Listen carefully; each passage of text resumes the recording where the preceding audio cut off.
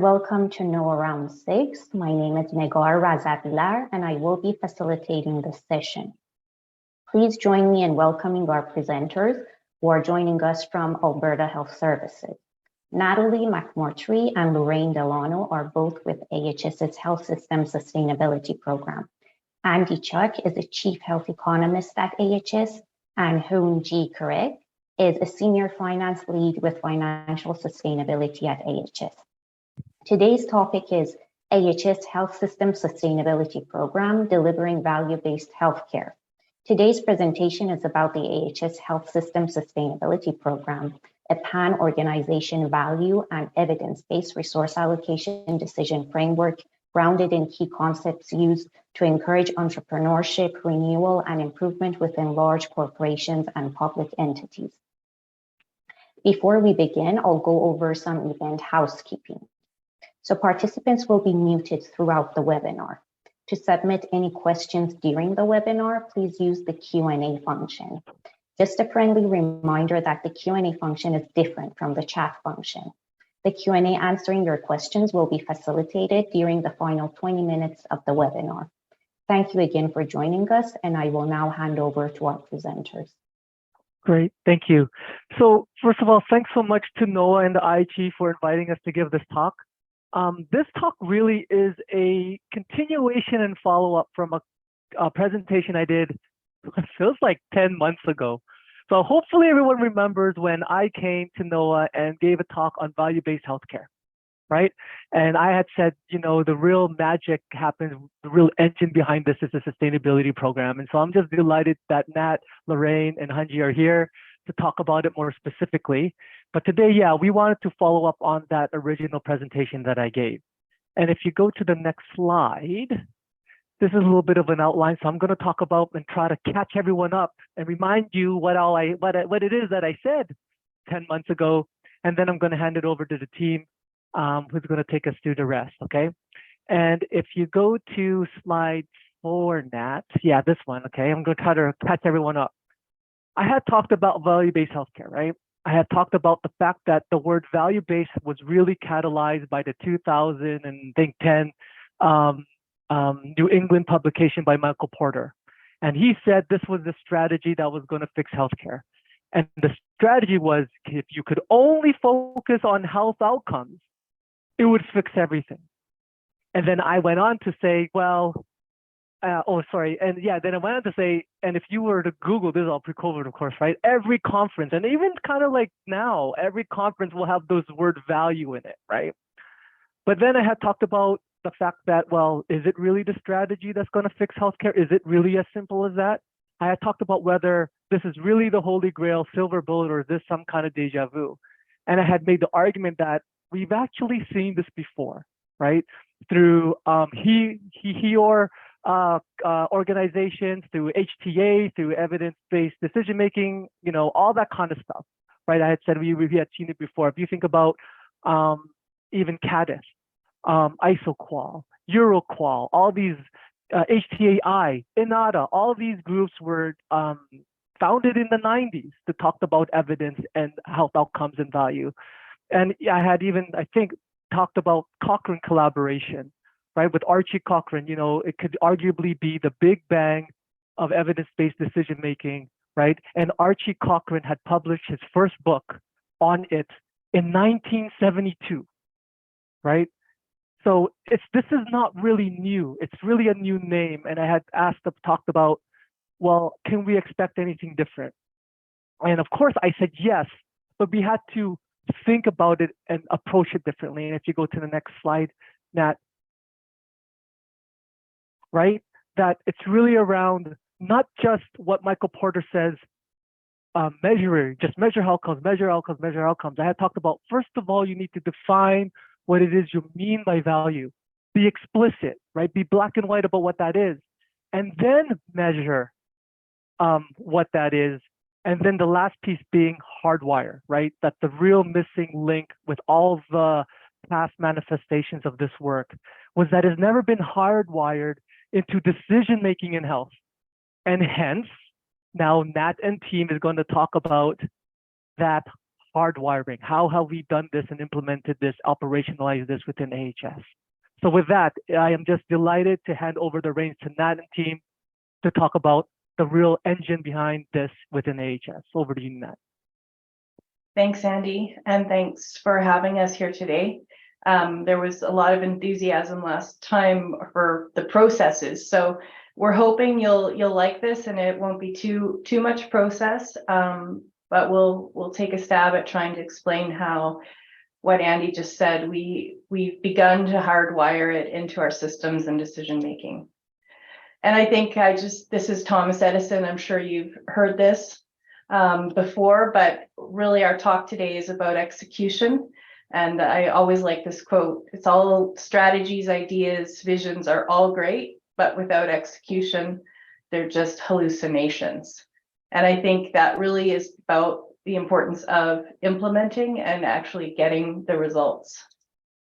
So the purpose of the Health System Sustainability Program is exactly that. It's to ensure that the innovation initiatives, the great ideas that our teams have, the research that we do gets translated into work that can actually be implemented in our system to deliver the transformation that we want and ensure that we have that sustainability for future generations. So the approach is one, I would say, that has been building in AHS since the formation. I would say this work is really bringing together a number of different core competencies that we've developed as an organization. And really, the approach that we like to take in terms of our program when we talk with our groups and initiative leads is really to encourage that entrepreneurial thinking. And when it's within organizations, it's sometimes referred to as the entrepreneur. When you're an expert at trying to innovate within a large organization, it takes some different skill sets, it takes some different structures to make that happen, but really trying to foster that thinking and innovation within our large organization to make sure that those new ideas, services, or even processes across the continuum of innovation, from a completely new idea, something that's very disruptive, to a continuous improvement initiative or improving our process. And all of these things, we have initiatives in all these kinds of buckets that generate value for the organization. And when you have an entrepreneurial type of approach, there's a few things. If any of you have fathers or mothers that are entrepreneurs, you really need to have a culture that supports that ability to come up with a new idea, try it, you might fail, but empowers that and gives a structure to make that happen. One of the most important things, and we'll talk a little bit more about it, in a large organization to make innovations happen is executive sponsorship. It is the number one reason within large organizations like a GE or a Dell or Ford why innovations fail. If we don't have that solid executive sponsor champion that helps those move through the organization. And lastly, again, a structure, and we are talking about a formalized structure with the sustainability program that brings together a number of things that we already had in our organization started, and putting formal accountability around those.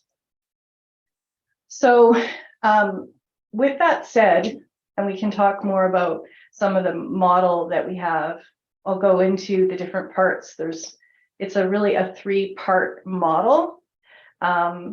And everything, again, with any kind of sustainability innovation model, it requires that health system ecosystem, improvement, innovation ecosystem that many of you on the call are all part of, in terms of how do we move new ideas, innovation, thinking through the system to create value. That's partnerships with our academic institutions, IHE. In AHS, we have our strategic clinical networks that have a large role in this. All of our operational teams, we have foundations, we have government, we have all the different parts of the Alberta health system ecosystem that really contributes ideas into this model. One of the core secondary pieces that we put together more recently, which is really the enabling structure with clear accountability and sponsorship that we talked about. And the last piece is the actual initiative change management life cycle. So we are not just approving initiatives to go forward or to get money. We're helping move them from A to B to C to outcomes throughout the process. And that is one of the different things that is in place with this new program. So I'm going to spend a bit of time talking about the different pieces of each of these as we go through. And I think the first piece is the health improvement innovation ecosystem. And I'm going to have Andy talk about it a little bit. And it includes a big part of something we call the innovation pipeline. That has been something that's been in development for a number of years, as well as all the other parts. So Andy, I'll hand over to you to talk a little bit more about this, the pipeline and the dimensions of value. Thanks.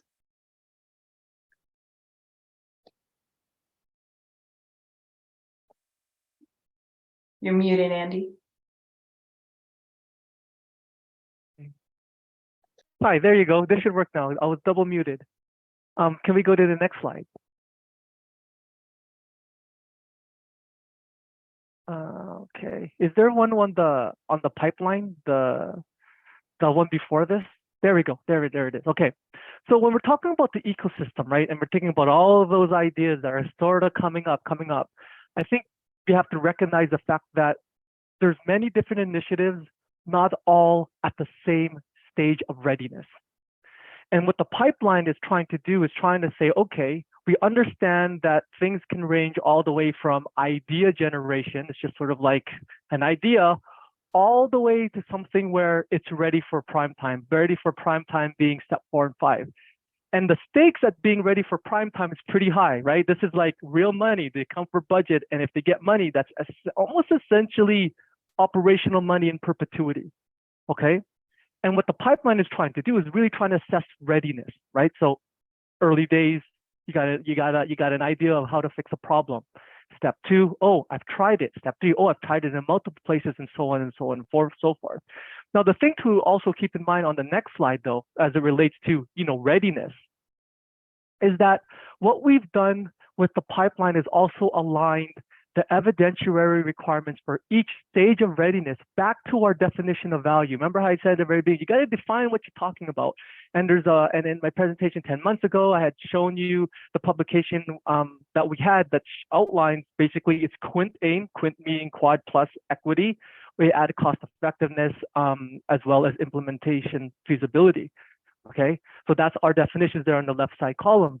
And that on each stage of this pipeline, right, it is outlining, well, what is the bar? When you're early days, right, you don't got to do cost effectiveness analysis and economic evaluation and probabilistic sensitiveness and all these technical things. In the early days, you just got to show and demonstrate, does your thing work? Because if it doesn't work, there's nothing left to talk about. But if it does work, oh, okay. And then it does work and you've tried it. Oh, I've tried it in multiple places. Oh, I'm starting to scale and spread this. And and then eventually, right, at the end of the day, what we're trying to do is when those things that are ready for prime time, like when they get there, they really are comprised of the highest valued things that would then be considered for actual real dollars in perpetuity. And so the pipeline is trying to get the work with the ecosystem to be able to stage readiness and have it progress in a managed way. And along the way, it aligns back to what we mean by how we've defined value. So back to you, Nat. Thanks, Andy. Got to get to the right screen, just change the slides. So Andy's talked about one of the key ways that ideas and process and innovation comes into the sustainability program. there are other ways. It might be an operational challenge or problem or a savings initiative that people want to do. And so it may come directly into us, and then we may consult back with the health econ team. So just to get an idea of how that not everything's all going one single way in our program. The formal program that we put in place was put in place with some different recommendations that came out of the AHS performance review. But really, it's about setting up a structured way to ensure that initiatives create value. And some of the core parts of the model are making sure that the behaviors and capabilities of our team, that there's an environment for value-based decision-making, checking and challenging of assumptions, which is a really important piece, and collaboration across corporate portfolios. So one of the things that we have put into place is called basically a coordinating committee. And one of the principles we have is that all initiatives see the light of day. So they will all, if they go through an intake process and we work through them, whether we determine they're good or bad, everybody gets a voice to bring their initiative forward and have it reviewed by the multidisciplinary committee, which includes all parts of the organization before it goes to executive. And that just really allows everybody to say, well, what did you think about this part of the initiative or that? We have patient and family reps on this committee, and really gives the group feedback on how their initiative is doing, likely success, and some suggestions for improvement. So that's one of the core pieces. The next piece is structures and accountability, and I'm going to talk a little bit about that on the next slide. And then process and tools, which is really one of the biggest focuses of Lorraine's presentation, the third part. So these components of this model come together to really support a formalized program of innovation and sustainability throughout the organization. Executive sponsorship, as I've said earlier, the number one reason why innovations fail in a large organization, which is backed by evidence and reporting or papers, is executive sponsorship. There must be solid executive sponsorship for any kind of initiative for it to be successful. And so we have executive sponsors for the sustainability program overall, and that's Deb Gordon, our Chief Operations Officer, Colleen Purdy, our Chief Financial Officer, and Sid Viner, who's our zone provincial medical director and lead and VP. And then within that, we've divided up the different parts of our organization into themes, and each theme has an executive sponsor group. And not all themes have sponsors that are necessarily also directly accountable to that area, which provides another layer of check and challenge as things come through the process. So you might have, we're morphing a bit to be more aligned, but there is an ability for the different execs from different tables to weigh in on the other folks' initiatives. So with that, I'm going to pause and hand back over to Lorraine, who's going to talk about how does an initiative that's come through the pipeline or come to our office actually go through the process? What do we do? How does it get assigned? And this is a very level of detail, and then we'll go through a few examples. So Lorraine, if you want to talk about actually an initiative process, that would be great. Thanks. Okay, thanks, Nat. So I'm gonna walk through how this process looks in action. So on your screen there, you see our life cycle, and kind of starting over on the right top, where first of all, an opportunity of interest is raised and it's brought forward to our office. And generally, what this looks like is an intake call, where we have the leads come meet with us, and we gain an understanding of what they're trying to do and confirm the scope and understand, is it a savings ask, is it an investment ask, is it a investment with hopefully eventual savings. We get the background from them. We connect them with theme leads that are part of our program, who work alongside them through the process and help them at all the steps. And then we acquaint them with our materials, so our tools and templates. So we have project implementation documents and specific financial tracking and HR components, comms components and stuff. And then here, of course, we make sure that the executive sponsorship that Nat mentioned is in place. So once the intake meeting happens, if everyone's in agreement that this is a good idea, we should proceed. So we go on to the diagnosis and design stage. And this is, so where the details that Andy talked a bit about are emerging, like, why is this important? What do you want to do? How are you going to do it? How does it fit with our quadruple aim? How are you going to measure and monitor the gains? And also at this step too, it's where we call on our partners in health economics or clinical experts. Sometimes they'll come in, they'll do in-depth reviews, and this will serve as another source of information for our committee. And also through the stages, we have our partners with each of our initiatives, partners in finance, partners in human resources, partners in comms, change management, and they help round out all the specifics of the implementation plan. So we put the structure behind the leads to help them, bring forward a successful proposal. And once that's ready, we put it on the agenda of our Sustainability Program Coordinating Committee, or which I'm going to call SPCC for short. And I'm going to talk a bit about the specifics of that committee in the next slide. But once they come here, as Nat mentioned, we do the check and challenge process where the plan is presented and the initiative scope, approach, timelines, valuations are all challenged and checked by this multidisciplinary team with members from all parts of the organization. And they then provide back to the team. Oh, first of all, I should mention though, this is also where our clinical experts or our health economics review sort of supplementary perspective is also presented. So in the example I'm going to provide, where we had Health Econ do a separate review, and they provided that advice to the initiative ahead of time, but so the initiative was able to respond to it. So then the committee is able to have sort of the wisdom of that health economic assessment plus the proposal put forward by the initiative, and sort of that helps to inform their decision when they make recommendations for how the initiative should proceed. So once all that is delivered at the committee, we have reviewers assigned, and typically it's one of our core committee members plus one of our patient and family advisors, and they ask questions, and then it's turned over to the broader group to ask questions. And then typically the results out of that meeting is either it's supported with recommendations for changes, it's maybe partially supported, or it's sent back for further work. It's not assessed to be ready yet. But for those ones that are recommended to proceed, then they move on to the AHS executive table to seek out final, financial support.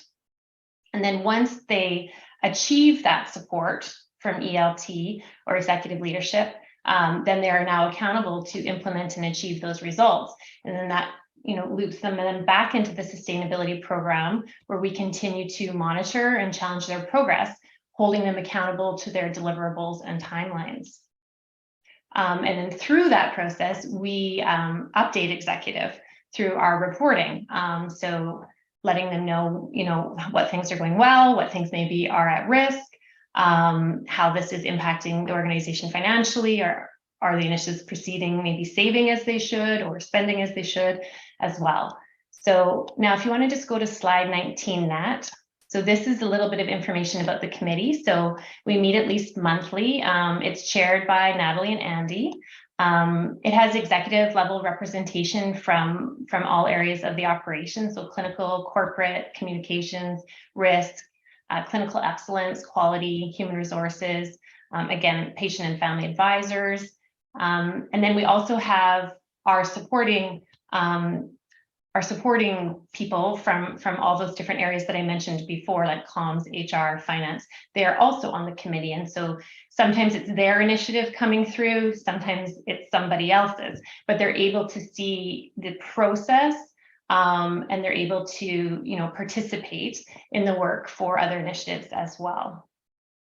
So now if you want to go to slide 21, Nat, we have a couple of examples that we wanted to bring forward.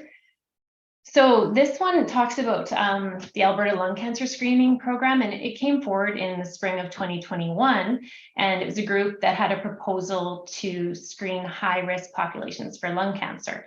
So this included patients aged 55 to 74 with a 30 or more pack years smoking history, either currently smoking or having quit less than 15 years ago. And they brought this forward because they said there was benefits to screening in that you will catch lung cancer at a more treatable level. So if you're diagnosing at stage 3 or 4, which is where 70% of lung cancer cases are diagnosed, it is typically incurable and the treatment is very expensive. If we were to proactively screen, we may, select populations. In the proposal was that we would catch more cancers in stage 1 or 2. They would be treated more effectively, and surgical treatment associated and medical treatment associated with early diagnosis would be less expensive.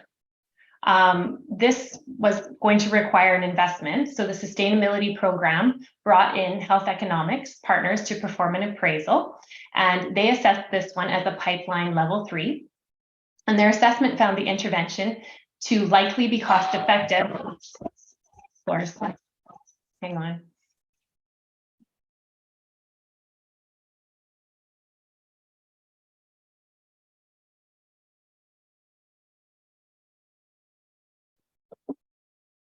I'll continue for Lorraine. She must have a dog issue with her doorbell.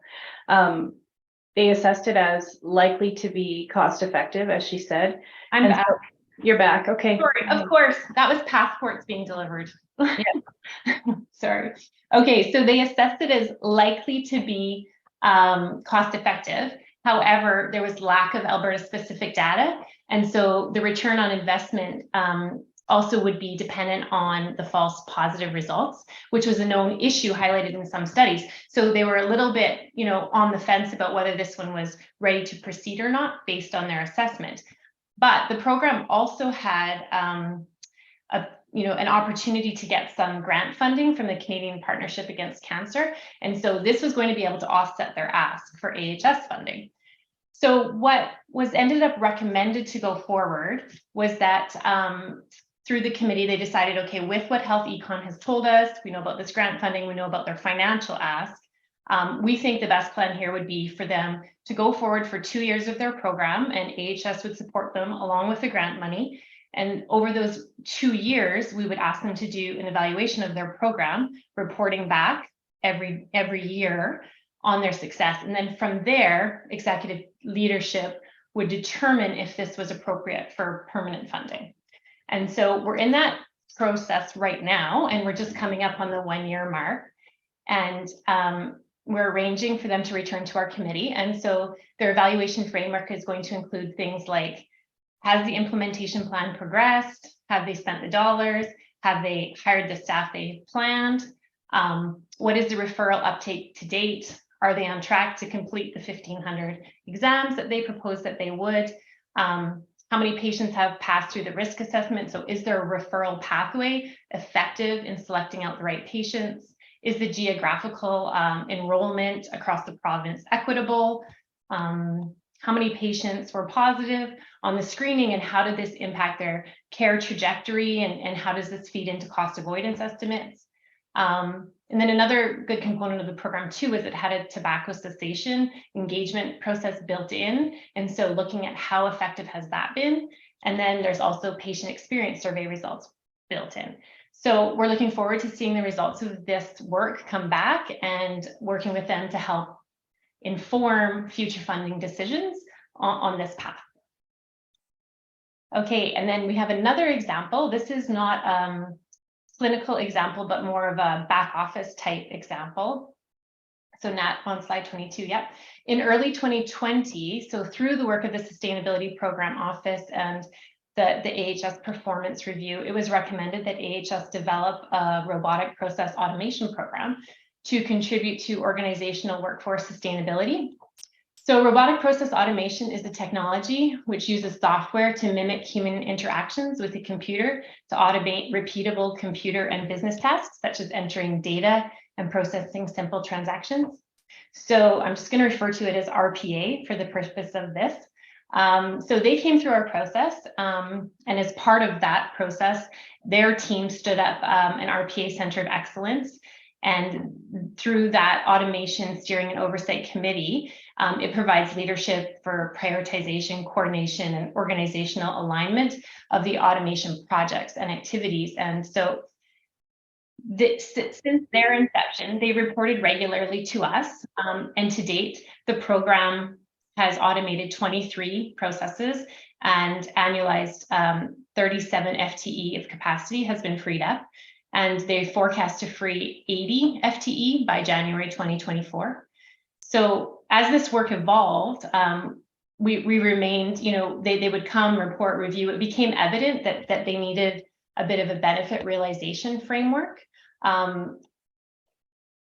because they were realizing worked hours savings, but we needed a structure by which to either realize those as savings or reallocate to other areas within the business. So just last month, they came forward to us and presented their vision and benefits realization statement. And so, their vision is to free up capacity, and savings realized over time can either be, realized through, elimination of vacancies through regular turnover, or and then dollars saved there are returned to global budgets to fund future AHS initiatives. Or they sometimes come forward and say, no, we've realized this efficiency, but we wanted to reinvest. And so that's a request then that they have to bring forward to the executive leadership team. So basically the way it works, once they have an automation, they after a period of stabilization, they assess it and they confirm, yes, this benefit is real. We are able to save this amount of worked hours. And then they either put that forward as a savings or a reinvestment request. And we continue to report their cost savings and avoidance achievements. And we also continue to connect them with other areas within the organization where we see that the RPA program may be able to have a potential linkage for automation or efficiency. So other areas that come forward to us, our involvement with RPA allows us to say, okay, well, you might want to connect with them because we can see a benefit there. So I'm going to turn it back over to Nat and apologize for the interruption. Thanks, Lorraine. So I just wanted to close off with, we've spent a lot of time on process, and while it's important that we adhere to it and everything, execution is really, as Peter Drucker said, more of an art. So while we have processes, you always have to, from an entrepreneurial also philosophy, make sure you're nimble enough to adopt and change and modify when needed, when it makes the most sense to get the best outcome and deliver a product. So we try to be a very flexible office despite having, despite our process. And I think that's working well as we try to navigate all the complexities in this type of transformation change work within a large organization like AHS. And so with that, I'll just thank everybody for listening, for all of you that stayed on for now 40 minutes, and we'll hand over to questions to the whole group. Thanks. Thank you very much, Lorraine, Natalie, and Andy for the great and informative presentation. We now invite attendees to ask questions. We already have a couple of questions from the attendees. So the first question is from Darren, so first of all, Darren is saying great work operationalizing value-based funding through the sustainability program. However, this process seems like a meat grinder for people who are passionate about their innovations, but not compensated for this extra burden of work, i.e. docs, academics, trainees. How is your office supporting these people through the process? I can answer that. I hope some of that came out, especially the last bit, Darren, around you always have to be flexible. So, one of the things that we really wanted to do when we started this, as one of those people who have tried to innovate and bring through the system many times, it can be challenging. So that intake phone call is one of the first things, and that's where we really figure out where you're at, what stage you're at, and how we put the supports around you. And I'll bring an example to you that was one of our physician researchers at the U of A, Alim Herjani, who was looking at telemonitoring in the pulmonary unit at the University Hospital through COVID. And it was something that they had introduced as really a pilot. And they wanted to scale and spread it, had great results. They did some great work and they contacted us. And what we did was really help set them up with supports, even help with writing and to get a Prius grant, which they were successful on. And it's been funded through the Innovation Prius grant.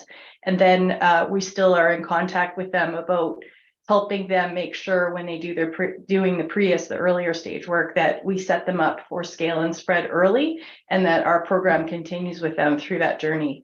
So that's one example of how we're trying to do that, Darren, and try to make sure, as we said, we're flexible with how we help people get where they need to go in the system. I don't know if that answers your question. Can I also add to that too, Nat?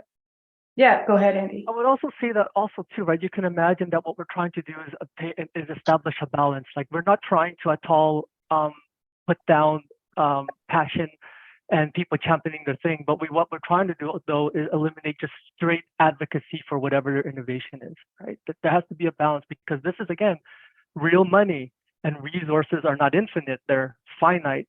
And so what the pipeline, what this process also helps though, is that assessing readiness. If you're passionate about your thing, but you're really a step one, yeah, we'll work with you about identifying, well, what do you need to do to strengthen your proposal?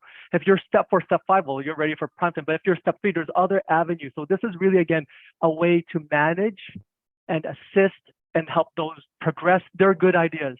But quite frankly, let's be honest too, there's going to be ideas out there that maybe should also die early. And that's the straight honest truth about this. And those things should fail sooner than sort of like prolonging. So this is really, I think, about finding that balance and helping those great ideas, the best, highest valued initiatives, actually get to the point of step 4 and 5, where they get real money and they get adopted into the system.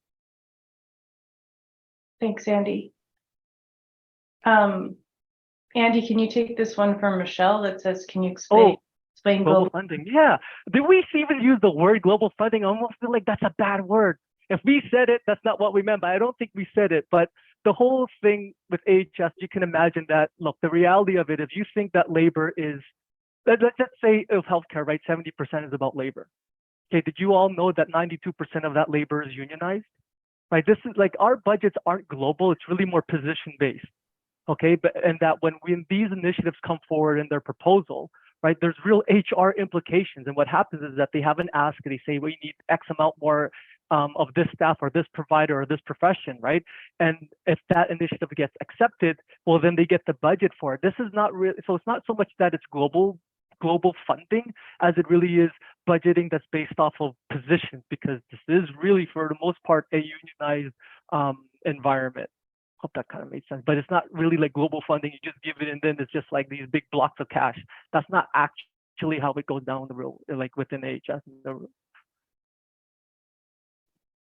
Thank you, Natalie and Andy. Another question from Darren is, does the sustainability program collaborate with AH and AMA when cost savings are incurred outside of AHS, but within the Ministry of Health budget?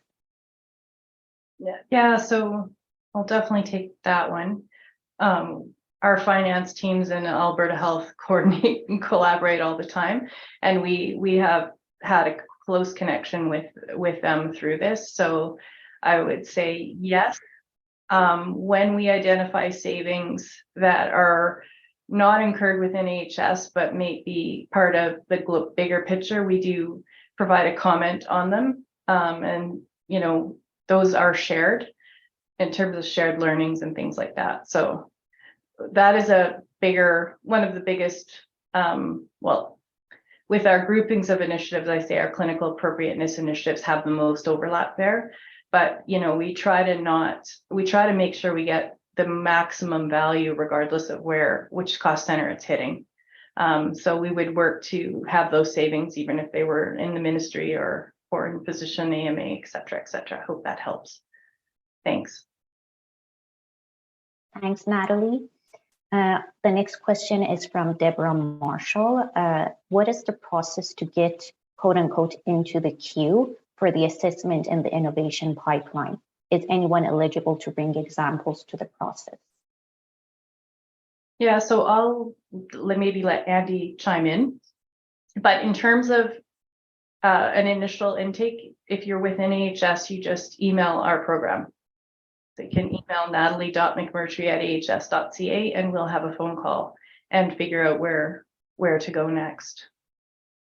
Yeah, it's really almost as simple as that, right? Like, to be honest, but also to just within AHS, right? There's other, of course, groups out there like SCNs and clinical operations. So there's other groups that also will be putting things forward. But at the end of the day, who you are, it really is just, yeah, you contact the program and we'll have a chat and then we'll see how where it's at. Thank you. And Deborah has a follow-up question. Excuse me. She's asking, what about people outside of AHS, for example, researchers at academic institutions? So we have a lot of, I mean, usually you have some connection into AHS, but whatever that is, even through an SCN or the health research office, etc. But we have had researchers contact us. When you do that, the first thing we do is try to connect you to someone within AHS to start to work through that. And again, back to, we theme it and we make sure there's executive sponsorship. So there's some, before we do much more on it, we make sure all of those things are lined up and that there's support for the work from an organization point of view, because this is an AHS program, if that makes sense. And Andy, do you want to add to that? Yeah, well, again, I just want to continue to emphasize the word balance, right? So first, let's acknowledge the fact that within AHS, there's many clinician scientists. There's lots of science and academics that have joint affiliations that are either tied to SCNs or otherwise. So there's that. But if you're a researcher and academic that's truly like independent, you have no affiliation in, well, this is the balance part for us, right? Like, you imagine AHS's budget is like 18.5 billion. We are humongous. Could you imagine the number of initiatives that are out there? We cannot field we have to get a way to manage all of the things coming in. And we also want to spend our energy on the highest priority, highest organizational initiatives that we can. So hence, this is why it's a little bit more obviously AHS focused, right? So we're relying on SCNs and clinical operations to tell us what do they need or what are the solutions to the problems for our system. So it's a bit more difficult, but again, we're trying to reach a balance here that we have to find a way to manage the number of different types of ideas out there. And again, there's ways to connect within AHS. Thanks, Andy. We have a question from Tom Noseworthy. The question is, how does the HSSP relate to SCNs? Yeah, I can take that, and Andy can. Hi, Dr. Noseworthy. Nice to see you on a call. I would say the SCNs are part of that ecosystem that drives a lot of the ideas, either through the pipeline or that come into the sustainability program for that scale and spread funding. So really, key thing is funding and bringing it forward. So there's a tight connection. We also have Braden Mans, who is leading the SCNs, is on our coordinating committee. So he does provide some of the review of the initiatives and things like that. So we have some representation from SCNs at that committee as well. Hope that helps. Yeah, and I would also say, hi, Tom. Good to see you again.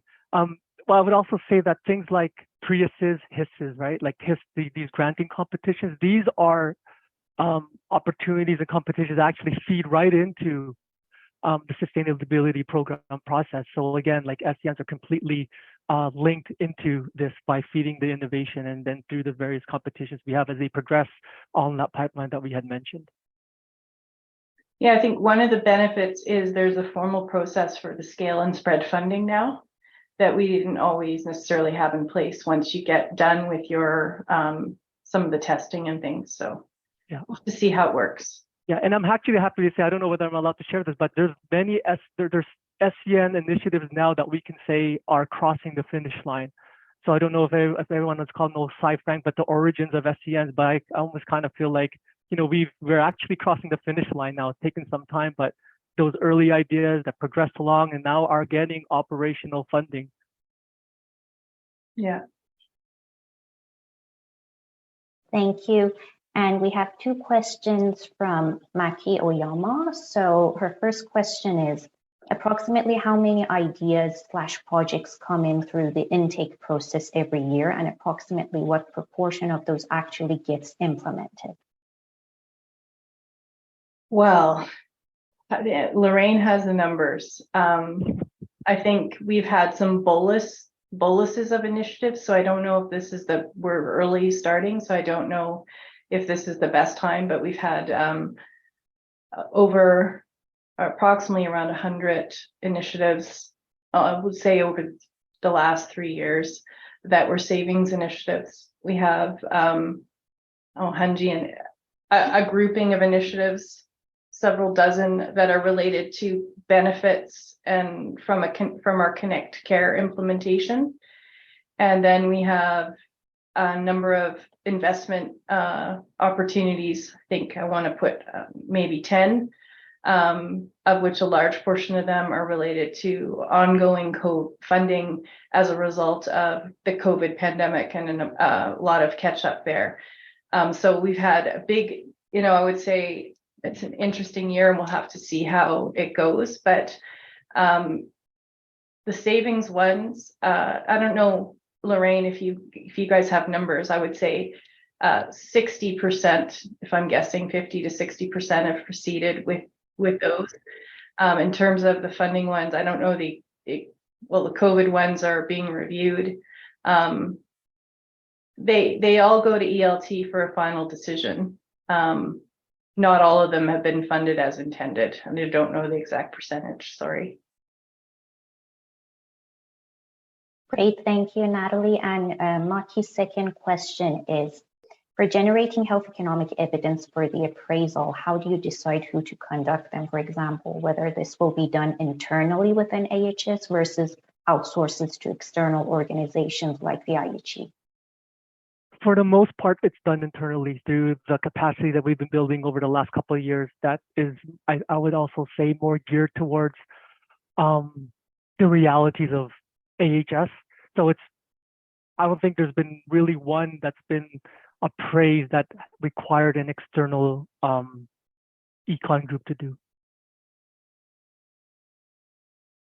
Thanks. Hunji had over 180 initiatives, so there you go. Perfect. Thank you, Natalie and Andy. We have a few more minutes to take a few more questions. If not, then we can perhaps finish a bit earlier than 1 p.m. So thanks, everyone. Thanks to our presenters and thanks to the attendees for joining. Our next seminar will be on April 19th at noon. Please register at NOAA.ca and subscribe to NOAA for news on upcoming events. Have a great rest of the day and bye.